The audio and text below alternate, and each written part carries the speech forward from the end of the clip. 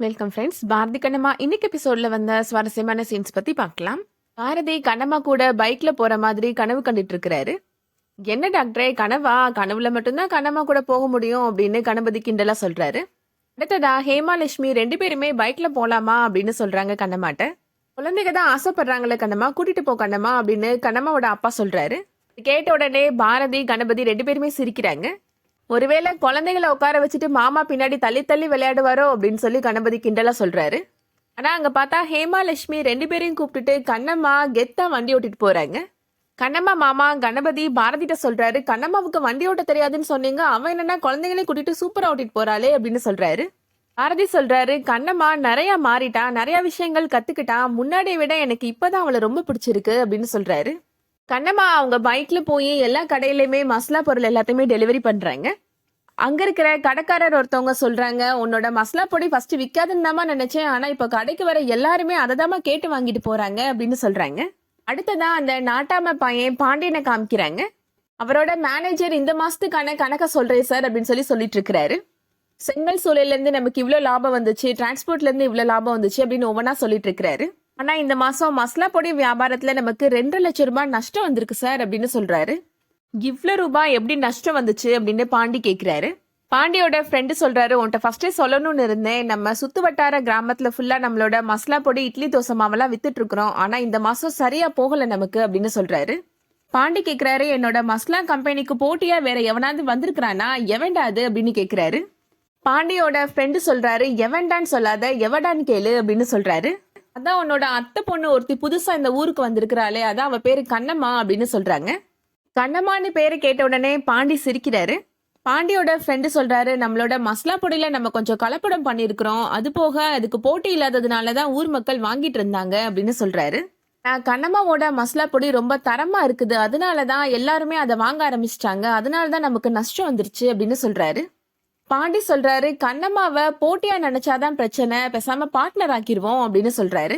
பாண்டியோட friends சொல்றாங்க, நீ உன்னோட ஆட்டத்தை ஆரம்பிச்சுட்ட, முடிக்காம விட மாட்ட அப்படின்னு சொல்றாங்க. கண்ணம்மா இப்போ வீட்டுக்கு வராங்க. தாமரை சொல்றாங்க, இப்பதான் வீட்டை விட்டு கிளம்புனா அதுக்குள்ள வந்துட்ட கண்ணம்மா அப்படின்னு கேக்குறாங்க. வண்டி வந்ததும் உனக்கு கையிலே பிடிக்க முடியல, வேகமா போற வேகமா வர அப்படின்னு சொல்றாங்க. கண்ணம்மா சொல்றாங்க, பெண்களுக்குன்னு தனியா வண்டி இருக்கிறது அவங்களுக்கு சிறகுகள் முளைச்ச மாதிரி அப்படின்னு சொல்றாங்க. எங்கேயாவது வெளியில போனா கூட வீட்டுல இருக்கிற ஆண்களோட ஹெல்ப் தான் கேட்க வேண்டியது இருக்கு, ஆனா அதுவே வண்டி அவங்க கையில இருந்துச்சுன்னா அவங்களுக்கு விருப்பப்பட்ட இடத்துக்கு போலாம் வரலாம் அப்படின்னு சொல்றாங்க. இந்த வண்டின்றது வெற்றியோட அடையாளம்க்கா, இனிமே இதுதான் எனக்கு துணையா இருக்க போகுது அப்படின்னு சொல்லிட்டு இருக்கிறாங்க கண்ணம்மா.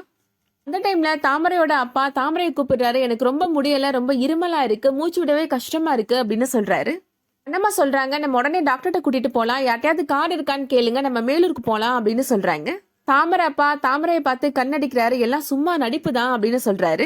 தாமரை சொல்றாங்க, எய்தாப்ல இருக்கிற அந்த டாக்டர்கிட்ட போலாம் அப்படின்னு சொல்றாங்க. தாமரை கண்ணம்மா 2 பேரும் இப்போ தாமரையோட அப்பாவை பாரதியை பாக்குறதுக்காக கூட்டிட்டு போறாங்க. பாரதியுமே இப்போ தாமரை அப்பாவை செக் பண்ணி பார்த்துட்டு இருக்கிறாரு. அவர் பாரதியும் பார்த்து கண்ணடிக்கிறாரு, எல்லாம் சும்மா நடிப்பு தான் அப்படின்ற மாதிரி. பாரதியுமே இப்போ உங்களுக்கு மூச்சு விட கஷ்டமா இருக்கா, இந்த மாத்திரை போடுங்க அப்படின்னு சொல்லி கொடுக்குறாரு. இப்போ உங்களுக்கு மூச்சு விட ஈஸியா இருக்குமே அப்படின்னு பாரதி சொல்றாரு. ஆமா டாக்டர், இப்ப எனக்கு சரியான மாதிரி தான் இருக்கு அப்படின்னு தாமரை அப்பா சொல்றாரு. அதுக்கப்புறமா டாக்டர் சொல்றாரு, எனக்கு என்னமோ இந்த நோய் ஏதோ தொற்று வியாதி மாதிரி தோணுது, அதனால இவர் கூட இருந்த எல்லாருமே செக் பண்ணிக்கோங்க அப்படின்னு சொல்றாரு. யாரெல்லாம் அவர் கூட இருந்தீங்க அப்படின்னு பாரதி கேக்குறாரு. நானும் கண்ணம்மாவும் தான் இருந்தோம் அப்படின்னு தாமரை சொல்றாங்க. அப்ப 2 பேருக்குமே செக் பண்ணணும் அப்படின்னு பாரதி சொல்றாரு. தாமரையை கூப்பிட்டு உட்கார வச்சு செக் பண்றாரு. அடுத்ததா கண்ணம்மாவை தான் கூப்பிடுறாரு. நானா இவர்கிட்டலாம் செக் பண்ண மாட்டேன் அப்படின்னு கண்ணம்மா சொல்றாங்க. தாமரை சொல்றாங்க, அவர் தான் இது பரவுற வியாதின்னு சொல்றாங்களே, குழந்தைகளுக்கு எதுவும் வந்துடாம உட்காந்து செக் பண்ணி கண்ணம்மா அப்படின்னு சொல்றாங்க தாமரை. பாரதி இப்போ கண்ணம்மாவை நல்லா மூச்சை இழுத்து விடுங்க அப்படின்னு சொல்லி செக் பண்ணிட்டு இருக்கிறாரு. உங்க கண்ணை செக் பண்ணணும் அப்படின்னு சொல்லிட்டு கண்ணை பாக்குறாரு பாரதி. எவ்வளவு பெரிய கண்ணு அப்படின்னு சொல்றாரு பாரதி. அடுத்ததா உங்க கையை கொடுங்க செக் பண்ணணும் அப்படின்னு சொல்றாரு. மற்றவங்களுக்குலாம் நீங்க இந்த மாதிரி செக் பண்ணலையே அப்படின்னு கண்ணம்மா கேக்குறாங்க. உங்களுக்கு தான் வியாதி முத்தி போன மாதிரி இருக்கு அப்படின்னு பாரதி சொல்றாரு. கண்ணம்மா கையை பிடிச்சு பல்ஸ் செக் பண்றாரு. கண்ணம்மாவுக்குலாம் மாத்திரை இல்லையா டாக்டர் அப்படின்னு தாமரை கேக்குறாங்க. இந்த 3 டப்பால இருந்து ஒரு மாத்திரை எடுத்து கொடுங்க அப்படின்னு கணபதிட்ட சொல்றாரு பாரதி. எனக்கு மாத்திரை எல்லாம் போட்டு பழக்கம் இல்லை, எனக்குலாம் வேணாம் அப்படின்னு கண்ணம்மா சொல்றாங்க. டாக்டர் சொன்னா கேட்கணும், இல்ல அப்படின்னா உங்களை மடியில படுக்க வச்சு நான் மாத்திரை கரைச்சி ஊத்தி விட்டுருவேன் அப்படின்னு பாரதி சொல்றாரு. கொடுங்க நானே போட்டுக்கிறேன் அப்படின்னு டேப்லெட்டை வாங்கி கண்ணம்மா போடுறாங்க. இப்ப ரிலாக்ஸ்டா இருக்கிறீங்களே, நீங்க கவலைப்படாதீங்க. உங்களுக்கு எதுவும் ஆகாது. நான் இருக்கிற வரைக்கும் உங்களுக்கு எதுவும் ஆக விட மாட்டேன் அப்படின்னு பாரதி சொல்றாரு. தாமரை, சரி டாக்டர் தம்பி நாங்க கிளம்புறோம் அப்படின்னு சொல்லிட்டு தாமரை அப்பாவை கூப்பிட்டு கிளம்புறாங்க. பாரதி ரொம்ப தேங்க்ஸ் அப்படின்னு சொல்றாரு.